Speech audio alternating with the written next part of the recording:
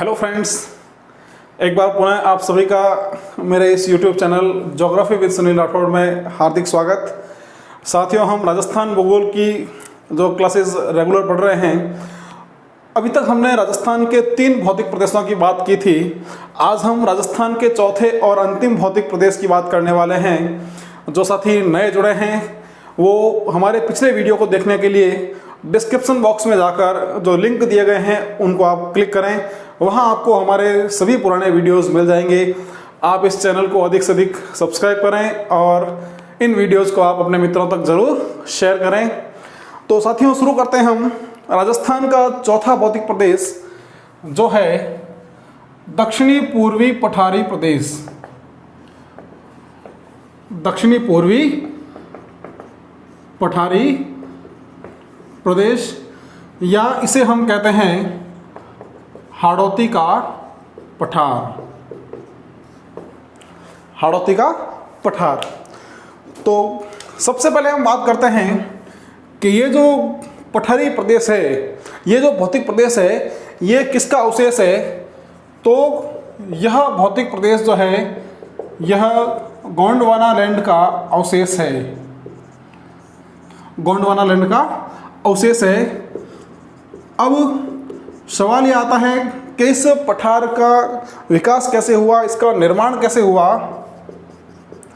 या निर्माण काल कौन सा है इसका। तो साथियों, इसका जो निर्माण काल है वो है क्रिटेशियस काल। क्रिटेशियस काल। इस काल में ये जो गोंडवाना लैंड है, इस गोंडवाना लैंड में जो ज्वालामुखी का दरारी उद्भेदन हुआ था, ज्वालामुखी का दरारी उद्भेदन, तो उस दरारी उद्भेदन से जो लावा प्रवाहित हुआ था, उस लावे के प्रवाह से इस पठारी क्षेत्र का निर्माण हुआ है। तो अब आपको ध्यान रखना है यहाँ पर कि इसका ये जो भौतिक प्रदेश है किसका अवशेष है। तो ये गोंडवाना लैंड का अवशेष है। इसका निर्माण काल कौन सा है। तो इसका निर्माण काल है क्रिटेशियस काल। फिर इसका निर्माण कैसे हुआ। तो ये इस गोंडवाना लैंड में जो ज्वालामुखी का दरारी उद्भेदन हुआ था, ज्वालामुखी 2 तरह से विस्फोट होता है। एक शंकुनुमा आकृति में विस्फोट होता है, दूसरा ये दरार के रूप में उद्भेदन इसका होता है। तो यहाँ पर ज्वालामुखी के दरारी उद्भेदन से इस हाड़ौती के पठार का निर्माण हुआ था। अब यदि हम बात करें कि जो हाड़ौती का पठार है,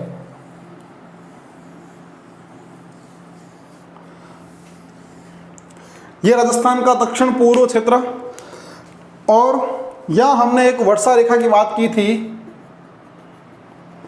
तो ये वर्षा रेखा आती है 75 सेंटीमीटर की वार्षिक वर्षा रेखा। तो इस 75 सेंटीमीटर की वार्षिक वर्षा रेखा के द्वारा ये जो हाड़ौती का पठार है ये अपने पूर्वी मैदानी प्रदेश से अलग होता है। अब यदि हम बात करें कि यह हाड़ौती का पठार राजस्थान के कितने क्षेत्रफल पर स्थित है, तो इस पठारी क्षेत्र के अंतर्गत राजस्थान का जो क्षेत्रफल है उस क्षेत्रफल का 6.89% भाग विद्यमान है। यानी ये भौतिक प्रदेश राजस्थान के 6.89% क्षेत्र पर फैला हुआ है। और इस क्षेत्र की यदि हम बात करते हैं जनसंख्या की बात करेंगे, तो इस क्षेत्र में राजस्थान की 11% जनसंख्या निवास करती है। तो क्षेत्र हो गया 6.89% और जनसंख्या हो गई यहाँ पर 11% राजस्थान की जनसंख्या। अब आपको यहाँ पर एक बात का ध्यान रखना है, हमने अब तक राजस्थान के 4 ही भौतिक प्रदेश 3 भौतिक प्रदेश पढ़ लिए हैं, चौथा हम पढ़ने जा रहे हैं। तो यदि हम इनके क्षेत्र की तुलना करते हैं तो यह भौतिक प्रदेश क्षेत्रफल की दृष्टि से राजस्थान का सबसे छोटा भौतिक प्रदेश है। अब यहाँ आपसे जो सवाल पूछ सकता है उसमें यह पूछेगा कि क्षेत्रफल के आधार पर राजस्थान के भौतिक प्रदेशों का आरोही या अवरोही क्रम क्या है, या जनसंख्या के आधार पर राजस्थान के भौतिक प्रदेशों का आरोही या अवरोही क्रम क्या है। तो हमने अब तक राजस्थान के सारे ही भौतिक प्रदेशों का क्षेत्र और उनकी जनसंख्या के बारे में पढ़ लिया है। तो ये जो भौतिक प्रदेश है यह क्षेत्रफल में राजस्थान का सबसे छोटा भौतिक प्रदेश है। राजस्थान की 11% जनसंख्या यहाँ पर निवास करती है। चलिए एक बार आप यहाँ तक स्क्रीनशॉट ले सकते हैं।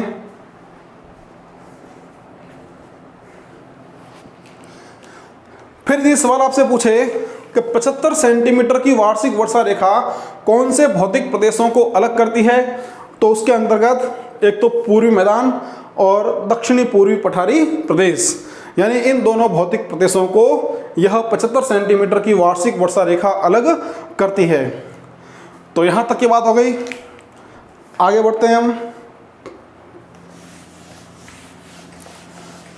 अब ये जो भौतिक प्रदेश है ये राजस्थान में क्षेत्रफल में तो सबसे छोटा है, लेकिन इस भौतिक प्रदेश में सर्वाधिक नदियों का प्रवाह होता है।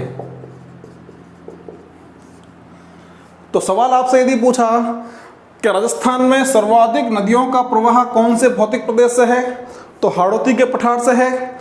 और राजस्थान में सर्वाधिक मात्रा जो है वर्षा की या सर्वाधिक वर्षा वाला भौतिक प्रदेश कौन सा है, तो सर्वाधिक वर्षा वाला भौतिक प्रदेश भी हाड़ौती का पठार रहता है।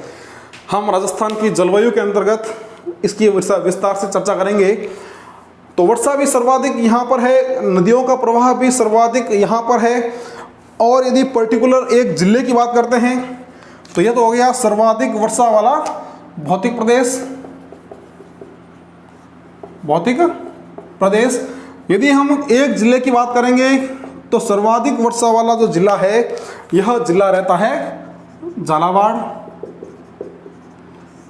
यदि हम बात करते हैं सर्वाधिक वर्षा वाले स्थान की, तो राजस्थान में सर्वाधिक वर्षा वाला जो स्थान है यह रहता है माउंट आबू। तो आपको कंफ्यूज बिल्कुल भी नहीं होना है। राजस्थान में सर्वाधिक वर्षा वाला भौतिक प्रदेश हाड़ौती का पठार, जिला हो जाएगा झालावाड़ और स्थान हो जाएगा माउंट आबू। कोई दिक्कत नहीं यहाँ तक।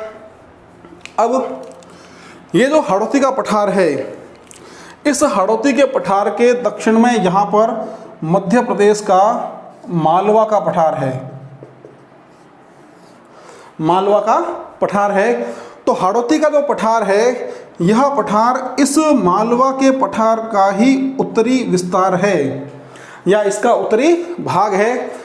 तो यदि आपसे सवाल पूछा जाए कि यह हाड़ौती का पठार किस पठार का भाग है या किस पठार का हिस्सा है, तो ये जो हाड़ौती का पठार है ये मध्य प्रदेश के मालवा के पठार का उत्तरी विस्तार है या उत्तरी भाग है। कोई दिक्कत नहीं। अब ये मालवा के पठार का उत्तरी विस्तार कैसे है इसको हम आगे जानेंगे इसी वीडियो के अंतर्गत। तो ये हो गया मालवा के पठार का उत्तरी भाग। अब ये जो पठारी क्षेत्र है इस पठार के एक तरफ, यहाँ हमने पहले पढ़ा था, यहाँ अरावली पर्वतमाला है और मध्य प्रदेश के अंतर्गत यहाँ फैली हुई है विंध्याचल पर्वतमाला। तो एक तरफ हो गई अरावली पर्वतमाला और दूसरी तरफ हो गई विंध्याचल पर्वतमाला। तो हाड़ौती का जो पठार है यह हाड़ौती का पठार विंध्याचल पर्वतमाला और अरावली पर्वतमाला के बीच का संक्रमण क्षेत्र है। तो यदि आपसे सवाल पूछा जाए कि यह हाड़ौती का पठार कौन सी पर्वतमालाओं का संक्रमण क्षेत्र है, तो यह हाड़ौती का पठार विंध्याचल पर्वतमाला। हम भारत के भूगोल के अंतर्गत इसका विस्तार से चर्चा करेंगे विंध्याचल का। तो यह हाड़ौती का पठार विंध्याचल और अरावली पर्वतमालाओं के बीच का संक्रमण क्षेत्र है। और हम यहाँ पढ़ते हैं बूंदी सवाई माधोपुर जो क्षेत्र है यहाँ पर स्थित है ग्रेट बाउंड्री फोल्ड यानी महान भ्रंश घाटी। महान भ्रंश घाटी या इसे हम कहते हैं ग्रेट बाउंड्री फोल्ड। ये सवाल काफ़ी महत्वपूर्ण बनता है। सवाल ये पूछा जाता है कि राजस्थान की कौन सी नदी महान भ्रंश घाटी से होकर प्रवाहित होती है? तो यहाँ से होकर प्रवाहित होती है चंबल नदी। तो ध्यान रखना आपको कि महान भ्रंश जो घाटी है या महान भ्रंश घाटी जो है उसका विस्तार कहाँ पर है? तो ये विस्तार हो जाएगा बूंदी, कोटा और सवाई माधोपुर के कुछ क्षेत्रों में। अब ये जो हड़ौती का पठार है इसके कई सारे विभाजन हैं, हम उसकी बात करेंगे। आप चाहें तो इसका एक बार स्क्रीनशॉट यहाँ तक सेव कर सकते हैं।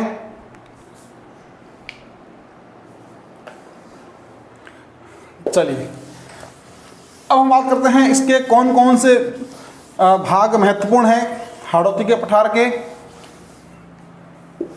इसको एक बार क्लियर कर दूं मैं यहाँ तक, आपने इसको नोट किया होगा।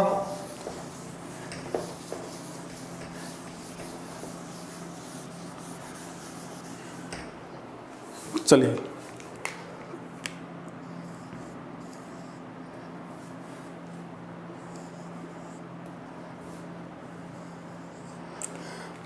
ये हो गया हाड़ौती का पठार। अब हम बात करते हैं इसके कुछ महत्वपूर्ण बिंदुओं की। तो भीलवाड़ा का यहाँ स्थान है जिसे हम कहते हैं बिजोलिया। भीलवाड़ा का स्थान हो जाएगा बिजोलिया। और चित्तौड़गढ़ का स्थान है जिसे हम कहते हैं भैंसरोडगढ़। भैंसरोडगढ़। तो इन दोनों स्थानों के बीच का जो पठारी क्षेत्र है, इस पठारी क्षेत्र को हम कहते हैं ऊपरमाल का पठार या ऊपरमाल। तो ऊपरमाल कहाँ पर स्थित है? ऊपरमाल स्थित है बिजोलिया और भैंसरोडगढ़ के मध्य। बिजोलिया और भैंसरोडगढ़ के मध्य यह ऊपरमाल क्षेत्र स्थित है। कई बार यहाँ से भी सवाल आपसे पूछा जाता है। उसके बाद यहाँ पर स्थित है कोटा और यहाँ रहेगा झालावाड़। तो कोटा और झालावाड़ के बीच ये जो क्षेत्र है, इस क्षेत्र में अर्धचंद्राकार पहाड़ी समूह विद्यमान है। और ये जो अर्धचंद्राकार पहाड़ी समूह है, इसी पहाड़ी समूह में एक मुकुंदवाड़ा की पहाड़ियाँ या मुकुंदरा की जो पहाड़ियाँ हैं वो स्थित है, जहाँ राजस्थान का तीसरा राष्ट्रीय उद्यान मुकुंदरा हिल्स राष्ट्रीय उद्यान स्थापित है, जो राजस्थान की एक बाघ परियोजना भी है। तो हम बात करते हैं अर्धचंद्राकार पहाड़ियों की। अर्धचंद्राकार पहाड़ियाँ, हमने इससे पहले अर्धचंद्राकार टीलों की बात की थी जिसे हम बरखान के नाम से जानते हैं। यहाँ आ गई अर्धचंद्राकार पहाड़ियाँ। तो अर्धचंद्राकार पहाड़ियाँ जो है ये कोटा और झालावाड़ के बीच, और इसी अर्धचंद्राकार पहाड़ी समूह में स्थित है मुकुंदरा की पहाड़ियाँ। मुकुंदरा की पहाड़ियाँ, जहाँ पर राजस्थान का तीसरा राष्ट्रीय उद्यान मुकुंदरा हिल्स राष्ट्रीय उद्यान स्थित है। मुकुंदरा हिल्स राष्ट्रीय उद्यान यहाँ पर स्थित है। 9 जनवरी 2012 को इसे राजस्थान का तीसरा राष्ट्रीय उद्यान घोषित किया गया था। कोटा के वन्य जीव प्रेमी शासक थे मुकुंद सिंह हाड़ा, जिनके नाम पर इस राष्ट्रीय उद्यान का नामकरण मुकुंदरा हिल्स राष्ट्रीय उद्यान किया गया था। तो ध्यान रखना आपको कि अर्धचंद्राकार जो पहाड़ी समूह है वो कोटा और झालावाड़ के बीच स्थित है। इसके बाद जो बारां जिला है, बारां जिले में यहाँ स्थित है शाहाबाद उच्च भूमि। शाहाबाद उच्च भूमि। तो ये जो शाहाबाद उच्च भूमि है ये भी काफ़ी महत्वपूर्ण है। क्यों महत्वपूर्ण है? क्योंकि इस शाहाबाद उच्च भूमि क्षेत्र में घोड़े की नाल जैसी पहाड़ियाँ पाई जाती है। घोड़े की नाल जैसी पहाड़ियाँ यहाँ पाई जाती है। तो ये हो गया जिला बारां। बारां का क्षेत्र कौन सा हो गया? शाहाबाद उच्च भूमि। और विशेषता क्या हो गई इसकी कि यहाँ पर घोड़े की नाल जैसी पहाड़ियाँ पाई जाती है। तो कोटा और झालावाड़ के बीच जो क्षेत्र था वहाँ पर पाई गई थी अर्धचंद्राकार पहाड़ियाँ, और बारां की जो शाहाबाद उच्च भूमि क्षेत्र है यहाँ पाई गई है घोड़े की नाल जैसी पहाड़ियाँ। कोई दिक्कत नहीं। उसके बाद ये झालावाड़ का दक्षिण पश्चिम क्षेत्र है, और झालावाड़ के इस दक्षिण पश्चिम क्षेत्र को, ये जो क्षेत्र है इस क्षेत्र को कहते हैं डग गंगधार क्षेत्र। डग गंगधार प्रदेश या क्षेत्र। तो ये झालावाड़ जिले का दक्षिण पश्चिम क्षेत्र है। तो यदि सवाल आए कि झालावाड़ के दक्षिण पश्चिम क्षेत्र को क्या कहते हैं, तो झालावाड़ के दक्षिण पश्चिम क्षेत्र को कहते हैं डग गंगधार क्षेत्र या डग गंगधार प्रदेश। कोई दिक्कत नहीं यहाँ तक। ये सारी विशेषताएं हाड़ौती के पठार की, आप चाहें तो एक बार यहाँ तक का स्क्रीनशॉट भी सेव कर सकते हैं।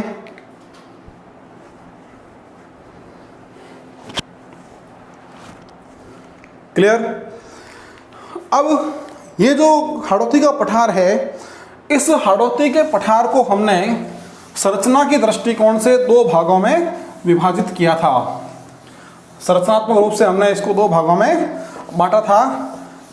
पहला था विंध्यन कगार भूमि और दूसरा था दक्कन लावा क्षेत्र।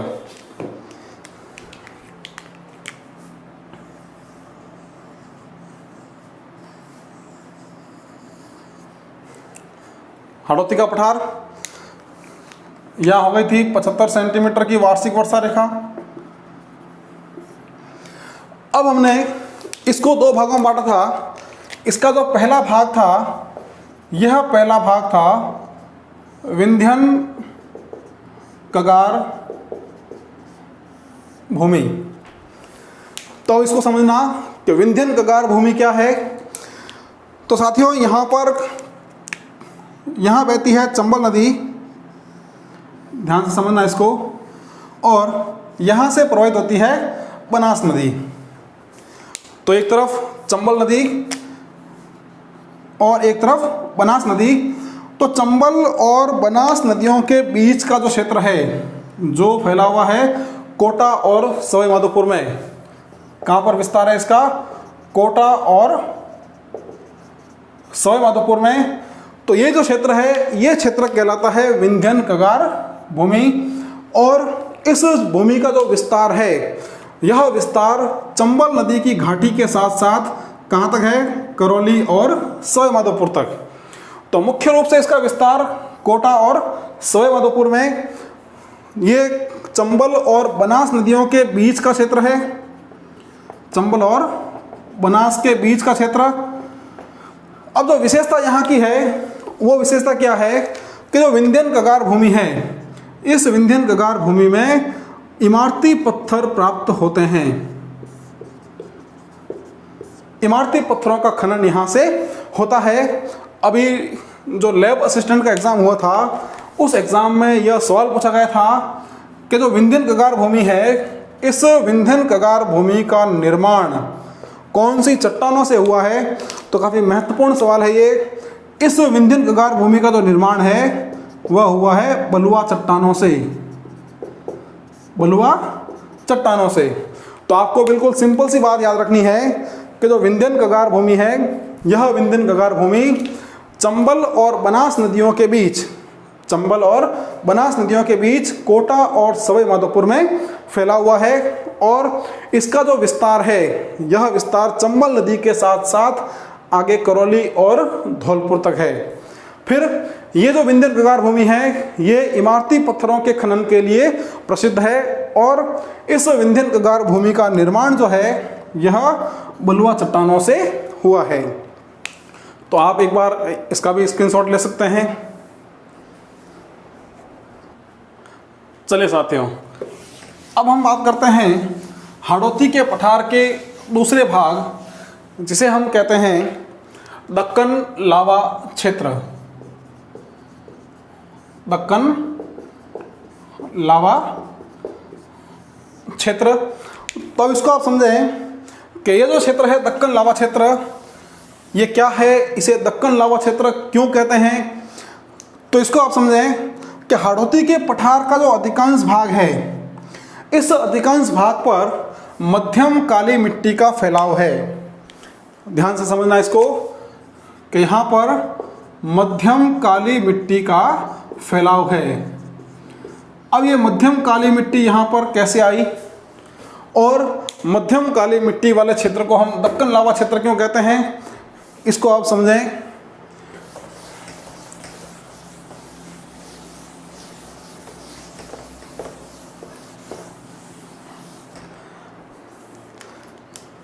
हम बात करेंगे भारत के प्रायद्वीपीय क्षेत्र की।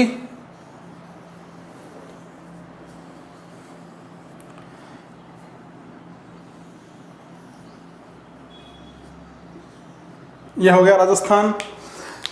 तो वर्तमान में जहाँ पर महाराष्ट्र राज्य है, इस महाराष्ट्र राज्य में एक ज्वालामुखी का दरारी उद्भेदन हुआ था, जिसे हम कहते हैं दक्कन ट्रैप। इस दरार को कहा जाता है दक्कन ट्रैप या दक्कन की दरार। अब इस दक्कन ट्रैप से जो ज्वालामुखी का दरारी उद्भेदन हुआ था, उस दरारी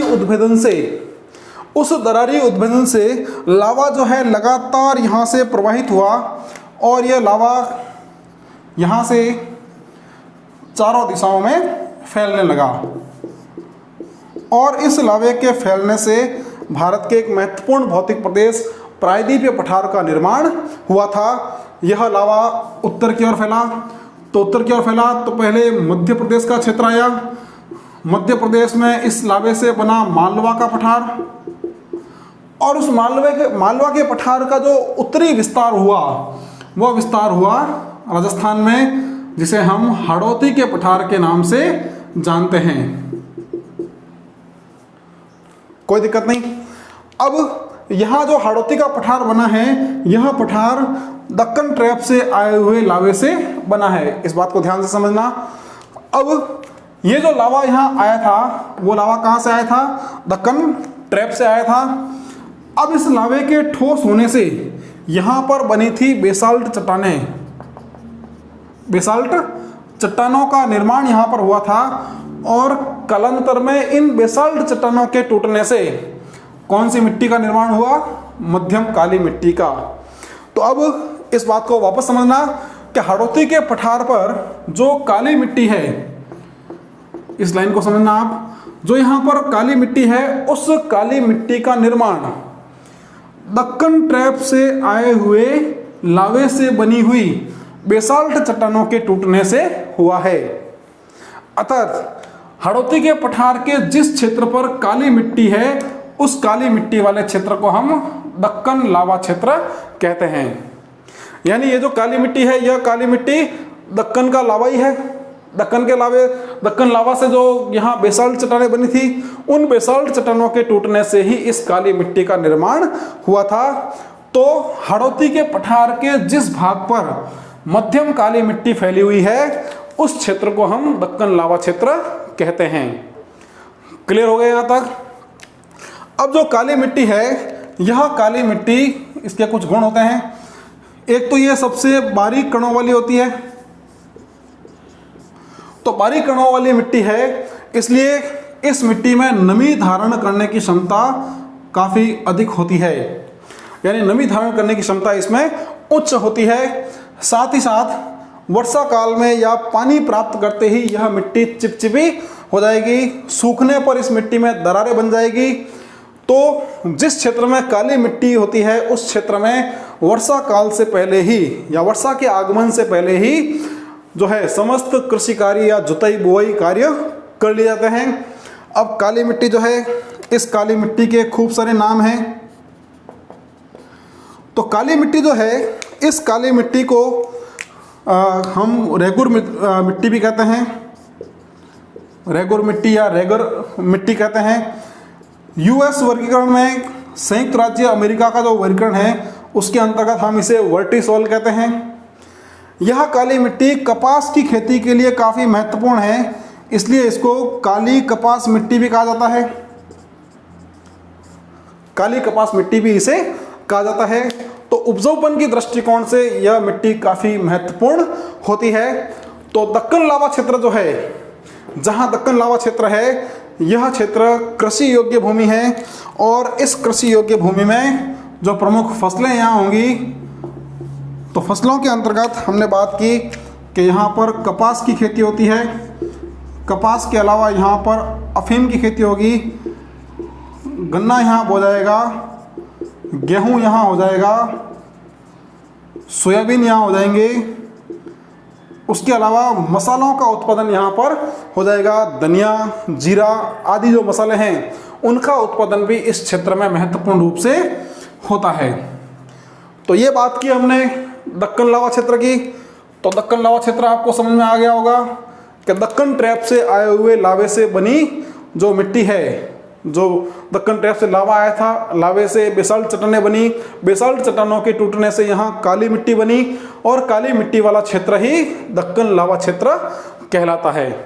तो ये चीज़ें हो गई दक्कन लावा क्षेत्र के बारे में। एक बार आप यहाँ तक का स्क्रीनशॉट भी ले सकते हैं।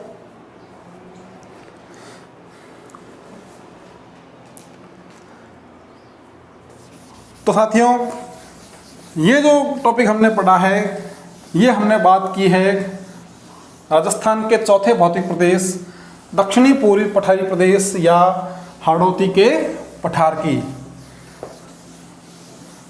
तो यहाँ तक हमारा राजस्थान का चौथा भौतिक प्रदेश भी कंप्लीट हो जाता है। अब एक सवाल जो इस टॉपिक से संबंधित महत्वपूर्ण पूछा जाता है, वो ये पूछा गया कि राजस्थान के जो भौतिक प्रदेश है,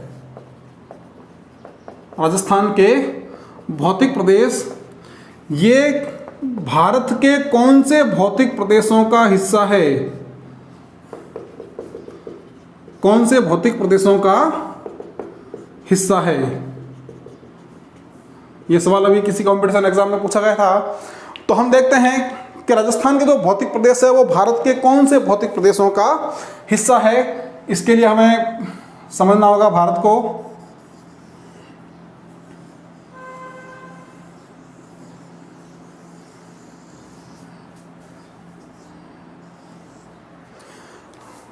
तो ये भारत हो गया। उसके बाद यहाँ हो जाता है हमारा राजस्थान।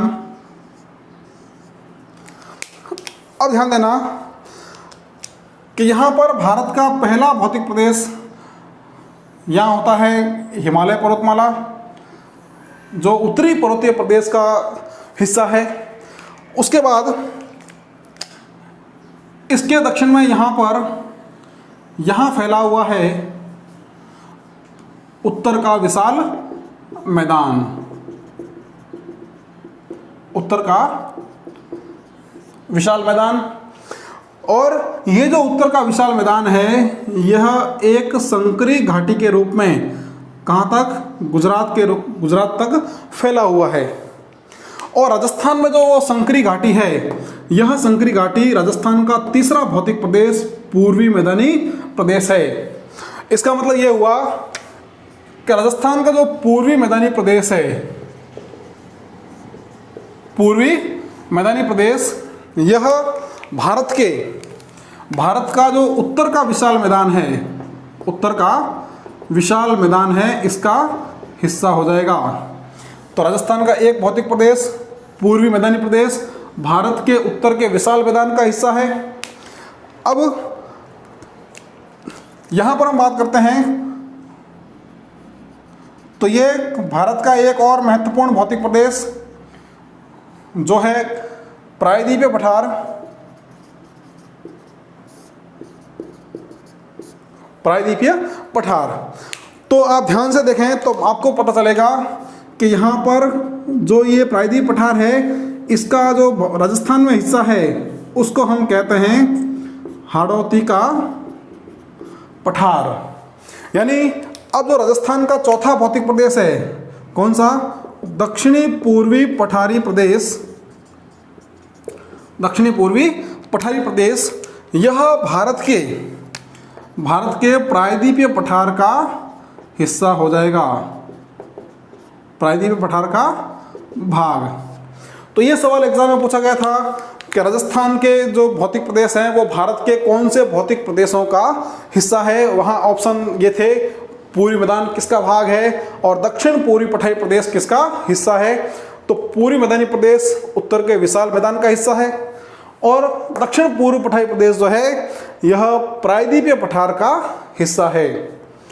कोई दिक्कत नहीं यहाँ तक।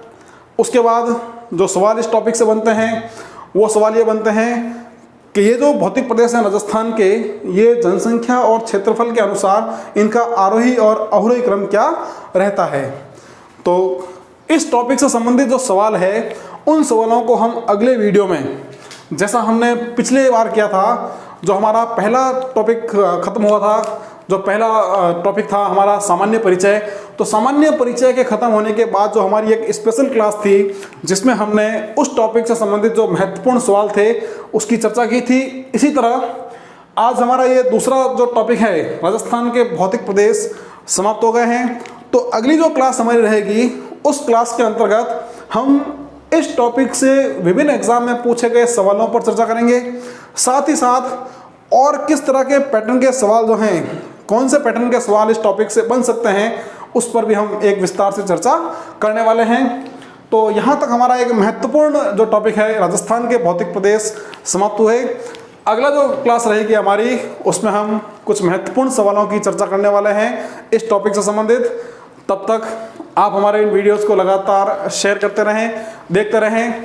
जिन विद्यार्थियों ने अब तक भौतिक प्रदेश नहीं पढ़े हैं तो मैं चाहूँगा कि कल की जो क्लास हमारी है, जो महत्वपूर्ण सवाल वाली क्लास है, उससे पहले एक बार आप इन सभी वीडियोस को अच्छे से देख लें ताकि आपको सवाल समझने में ज़्यादा दिक्कत नहीं आएगी। आप स्वयं भी अपना मूल्यांकन आसानी से कर पाएंगे। अगली क्लास के साथ बहुत जल्द हम फिर मिलते हैं। तब तक के लिए बहुत बहुत धन्यवाद। Thank you.